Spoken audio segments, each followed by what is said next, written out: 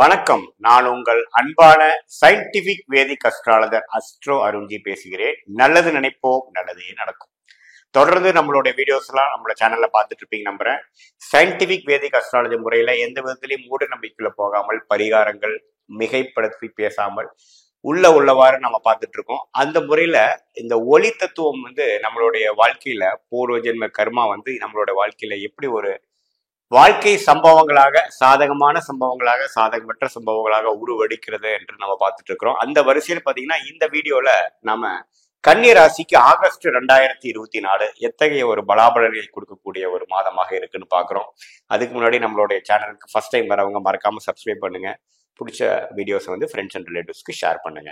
இப்ப பாத்தீங்கன்னா கன்னி ராசிக்கு 2024 ஆகஸ்ட் மாதம் எப்படி இருக்குன்னு பார்க்கும் பொழுது, ஆண்டு கிரகம் மாத கிரகங்களோட அமைப்புகள் எப்படி இருக்குன்னு பார்க்கும் பொழுது, சனி 6ஆம் இடத்திலே நீடித்திருக்கிறார். அது ஒரு அருமையான ஒரு பொசிஷன். கன்னிராசிக்கு 6ஆம் இடத்துல சனி இருக்கிறது நல்ல ஒரு விஷயம். ஆட்சி பலத்தோடு இருக்கிறதால் தவறில்லை. அதே சமயத்துல 9ஆம் இடத்துல குரு நீடித்து ஆகஸ்ட் மாசம் முழுக்கும் அவர் ராசியை 5ஆம் பார்வையா பார்த்து இருக்கிறது ஒரு அருமையான ஒரு அமைப்பு.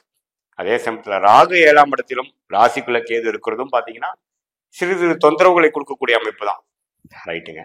ஆண்டு கிரகத்துல எந்த விதத்துலயும் ஒரு பயிற்சி இல்லை. அதே சமயத்துல மாத கிரகங்கள் எப்படி இருக்குன்னு பார்த்தா, புதன்கிற அந்த ராசி அதிபதி, கன்னி ராசியோட அதிபதி பாத்தீங்கன்னா 12ஆம் இடத்துல சிம்மத்துல நட்பு வீட்டுல இருக்கிறவர் மாத கடத்தியில ஒரு 25ஆம் தேதி ஆகஸ்ட் மாசம் வக்ர ரீதியாக 11ஆம் இடம் கடகத்துக்கு போகிறார்.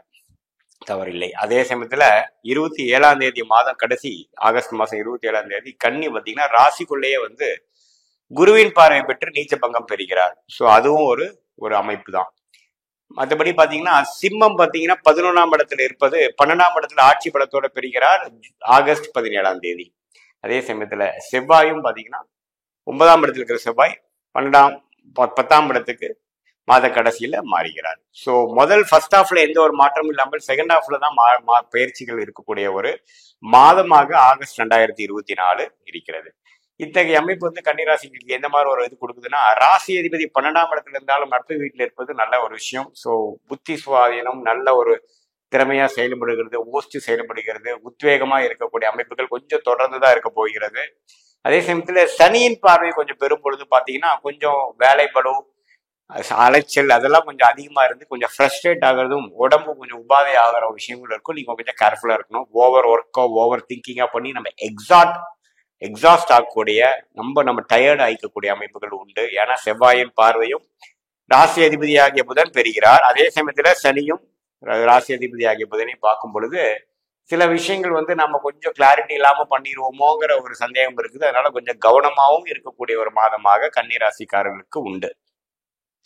அதே சமயத்துல 9ஆம் இடத்துல குரு செவ்வாய் இருப்பது நல்ல ஒரு விஷயம் தான். 3ஆம் இடத்தை செவ்வாயை பார்ப்பது ஒரு நல்ல விஷயம்தான். ஸோ என்ன பண்ணுது, உங்களுக்கு அந்த சகோதர விஷயங்கள், இடம், வீடு, நிலம், பூமி, அது மாதிரி விஷயத்துலாம் நல்ல ஒரு முன்னேற்றத்தை கொடுக்கக்கூடிய ஒரு மாதமாக இருக்கிறது. அதே சமயத்துல ராகு 7ஆம் இடத்துல இருந்து சுப காரியங்கள் தடையை கொடுக்கக்கூடியது, அல்லது ஒரு அந்நியர் ஒரு தொடர்பு பெற்று அதுல அவ்வளவு நம்ம ஒரு ப்ரொடக்டிவா போக முடியலைங்கிற மாதிரி ஒரு விஷயத்தையும் கொடுக்கும். ராகு எப்போ பயிற்சி ஆகிறாரோ உங்க சுப விஷயங்கள் தடைகள் அதுவும் நீங்குது அடுத்த வருஷத்துல. பட் இந்த ஆகஸ்ட் மாசம் எப்படி இருக்குன்னு பாத்தீங்கன்னா, இந்த இடம் சார்ந்த விஷயங்கள், மெடிக்கல் சார்ந்த விஷயங்கள், கேட்டரிங், அதுல எல்லாம் நல்ல ஒரு முன்னேற்றத்தையும் உத்வேகத்தை கொடுக்கக்கூடிய அமைப்பாகவும் இருக்கிறது.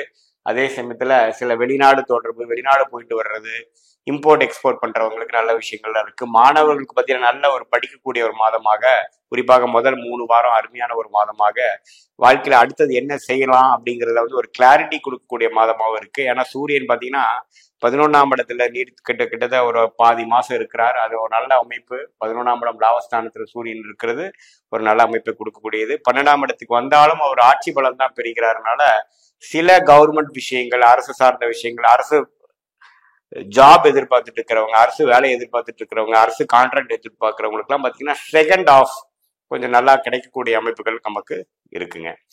ஸோ அது மாதிரி விஷயங்கள் கொஞ்சம் நல்லாவே உண்டு. அதே சமயத்துல கடைசி வாரத்துல பாத்தீங்கன்னா செவ்வாய் 10ஆம் இடத்துக்கு போறதுனால இப்போ முதல் 3 வாரம் நீங்க எடுக்கிற முயற்சி மாத கடைசியில ஒரு ஒரு எண்ட் ரிசல்ட் இம்ப்ளிமெண்டேஷன் ஒன்று ஆல்ரெடி நான் செய்ய போறேங்கிற மாதிரி ஒரு விஷயத்துக்கு ஒரு எண்ட் ரிசல்ட் நல்ல ஒரு ரிசல்ட் கொடுக்கக்கூடிய அமைப்பு மாத கடைசியில வந்து கன்னிராசிக்கு காட்டியது. ஸோ முதல் 3 வாரம் பார்த்தீங்கன்னா நல்ல உழைப்பு உத்வேகம் அதிகமாக மன அலைச்சல் ஆகும் பொழுதும் நீங்க கொஞ்சம் கிளாரிட்டியை மிஸ் பண்ணிடக்கூடாது.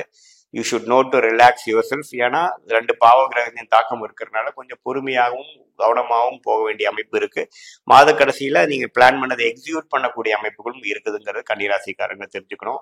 அதே சமயத்துல நீங்க புதுசா ஒருத்தரை நீங்க தொடர்பு கொள்றீங்கன்னா அவங்க யாரு என்னங்கிறது தெரிஞ்சு பண்ணக்கூடிய அமைப்புகள் நல்லது. ஏன்னா ராகு 7ஆம் இடத்துல இருக்கிறது பாத்தீங்கன்னா நிறைய பேர் உங்களுக்கு பழக்கத்துல வருவாங்க. அது படிக்கிறவங்களா இருந்தாலும் சரி, வியாபாரத்துல இருக்கிறவங்களா இருந்தாலும் சரி, வேலையில இருக்கிறவங்களா இருந்தாலும் சரி, அவங்களுடைய ட்ராக் ரெக்கார்ட்லாம் தெரிந்துதான் உங்களுடைய பர்சனல் விஷயங்கள்லாம் ஷேர் பண்ணி மற்ற உண்மையிலேயே ஒரு டீப்பா அடுத்த லெவலுக்கு போறது, ரிலேஷன்ஷிப் இருந்தாலும் சரி, முதலீடா இருந்தாலும் சரி, வியாபாரமா இருந்தாலும் சரி, பொருள் கொடுக்கறதா இருந்தாலும் சரி, கொஞ்சம் பார்த்து கேர்ஃபுல்லா நீங்க டீல் பண்றது வந்து கன்னிராசிக்காரர்களுக்கு நல்லது. பட் என்னதான் இருந்தாலும் குரு வந்து ராசியை பார்ப்பதனால் நல்ல ஒரு விஷயமாவும் நம்ம கைமீறி போய் எந்த ஒரு தவறும் நடக்கக்கூடிய அமைப்புகள் கிடையாது, நல்லாவே இருக்கிறதுங்க.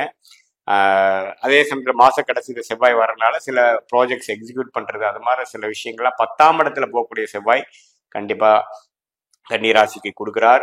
பொதுவா பார்க்கும் பொழுது இது ஒரு நல்ல ஒரு மாற்றத்தை கொடுக்கக்கூடிய நல்ல உழைப்பு பிளான் பண்ணி எக்ஸிக்யூட் பண்ணி மாச கடைசியில சில விஷயங்கள் சாதிக்கக்கூடிய ஒரு மாதமாகவும், அதே சமயத்துல மனசையும் உங்களுடைய உத்வேகத்தையும் கொஞ்சம் கட்டுக்கோப்பில் வச்சுட்டு கிளாரிட்டி இல்லாமல் சில விஷயங்கள் செய்யாமல் இருக்கிறத நீங்கள் தவிர்க்கணுங்கிறதையும் நான் அட்வைஸ் பண்ணுறேன். உங்களுடைய ஜாதகத்தில் வந்து நல்ல ஒரு அமைப்பு போயிட்டு இருக்கு, நல்ல தசாபுத்தியில் போயிட்டு இருக்கும் பொழுது இந்த நான் சொன்ன ஒரு இந்த சாதகமான பலன்கள் அதிகமாகவும் அல்லது தசாபுத்திகள் சிறப்பில்லாமல் போகும்போது சாதகமற்ற பலன்கள் அதிகமாக இருக்கிற மாதிரி அமைப்பு தான் இருக்கும். நான் சொல்றது வந்து இந்த கோச்சர் அமைப்பு பொது பலன்களே தவிர ஒரு துல்லியமான பலன்களா இருக்க முடியாது. உங்களுடைய ஜென்ம ஜாதகத்துல பார்த்து தசாபுக்தியில் வச்சு சொல்வதே ஒரு துல்லியமான ஒரு பலன்களா இருக்கும். மீண்டும் மற்றொரு காணொளியில் சந்திப்போம். நன்றி, வணக்கம்.